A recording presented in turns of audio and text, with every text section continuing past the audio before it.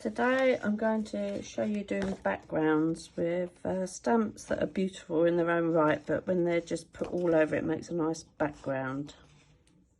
I'm actually making some bunting for someone's birthday tomorrow, so I'm going to, I've cut the squares out. I could cut flag style or whatever, but I've decided to just give it a pretty edge, and I'm going to do an all over pattern before I put the letters on. I've chosen my colours. I'm using the same colours as this just for simplicity, and I like the colours that I've already done.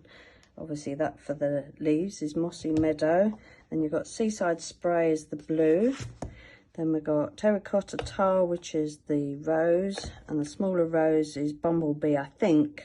I'm not sure, but it doesn't matter. I like that colour. Gorgeous Grape is the other hydrangea in the back, and the small one here. So the only reason I'm using Stampin' Up inks is because I love their colours. Out of all the inks I've ever bought, I just adore the colours that they use, and they also match all their papers and everything. So that's the only reason. You can use any stamp colours you like. Dyes are better than pigment because pigment takes forever to dry, but it's your choice who you use. Now I've got my stamps ready and they're on the colours that I'm using. Now the hardest bit about here is when you stamp is remembering which colour you're using. It's lethal if you go from one and then jump onto another colour and end up mixing it and making it muddy. But if you put them ready, you've sort of got the idea that you can do it that way. I'm just going to put my hydrangea on there ready. Now also, I just wanted to say you could do one at a time. You could set them all out on a table and do, ideally that's what I'd like to do, set them all out on a table and do the whole lot. But I'm going to just, for your sake, for watching so that you can see, I'm going to do two at a time.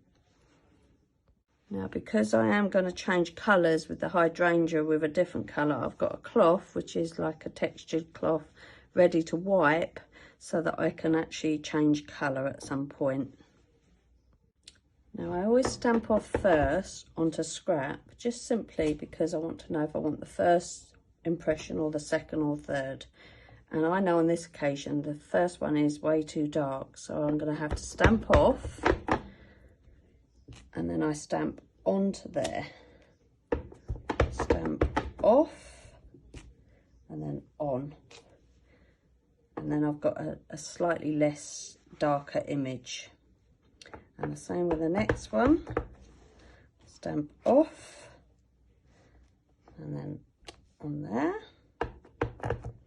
Stamp off and then on there. And I'm doing them random because I want to fill the whole thing up. And sometimes I've got 18 of these to do. So on the others I will move these around so they're not all the same.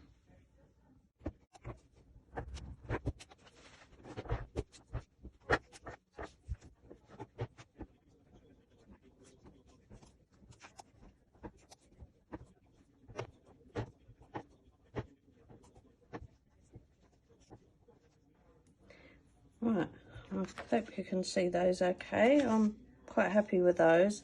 I'm going to do the same thing but slightly different position with the main rose. But it's amazing how a plain piece of paper can look so pretty after a bit of stamping. If you're not sure about doing it directly on your work straight away, have a practice on a piece of paper. I also find it's important to actually stamp over the edge. A lot of people when they stamp they try and keep within, but you need to actually spread it over, so, and sometimes overlap on both. Right, I've done all those, so that took a bit of doing, but I made a right mess in my hands and the mat, and as you can see it gets a bit thick on here, but that's fine. So now I'm going to put the letters on. Now I've cut the letters out of Sizzix because that's the biggest ones I've got, but you can use any die cuts for your letters. I did it in black because I really want it to stand out because it's going to be shown from a distance, so I think it shows up more. Ideally I could have had a deep purple or something dark to match, but I haven't got that much spare, so I thought black is the safe one that makes it stand out. So I'm going to stick those all on.